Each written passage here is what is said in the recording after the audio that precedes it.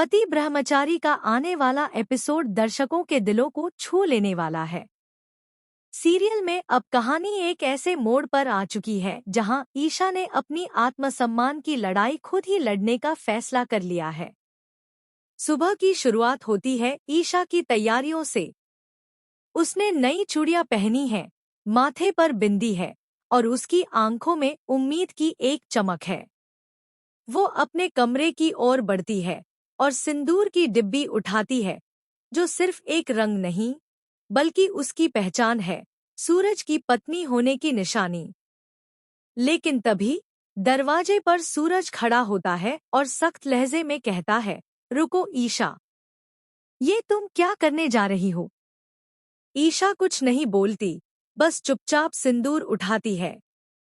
सूरज गुस्से से डिब्बी छीन लेता है और कहता है, ना तो मैं तुम्हारा पति हूँ और ना ही तुम मेरी पत्नी, इसलिए आज के बाद अपनी मांग में मेरे नाम का सिंदूर मत भरना।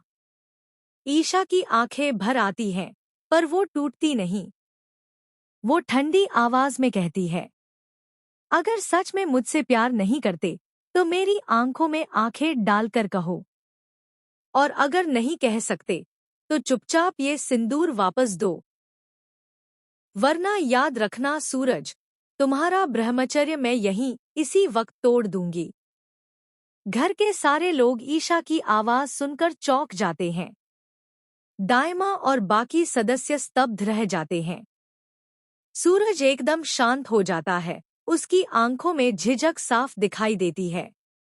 आज पहली बार उसके चेहरे पर उस अंदरूनी जंग की झलक दिखती है, ब्रह्मचर्य की कसम और ईशा के प्रेम के बीच फंसा सूरज।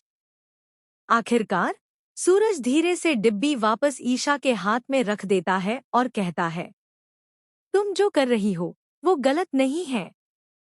मुझे नहीं पता मैं सही हूं या नहीं, लेकिन तुम्हारे प्यार और समर्पण के आगे झुकना मेरी हार नहीं है। ईशा पूरे गर्व और आत्मसम्मान से अपनी मांग में सिंदूर भरती है। ये दृश्य देखकर दाइमा की आंखों में भी आंसू आ जाते हैं। उन्हें याद आता है कि कैसे उन्होंने हमेशा ईशा को गलत समझा था, ताना मारा था।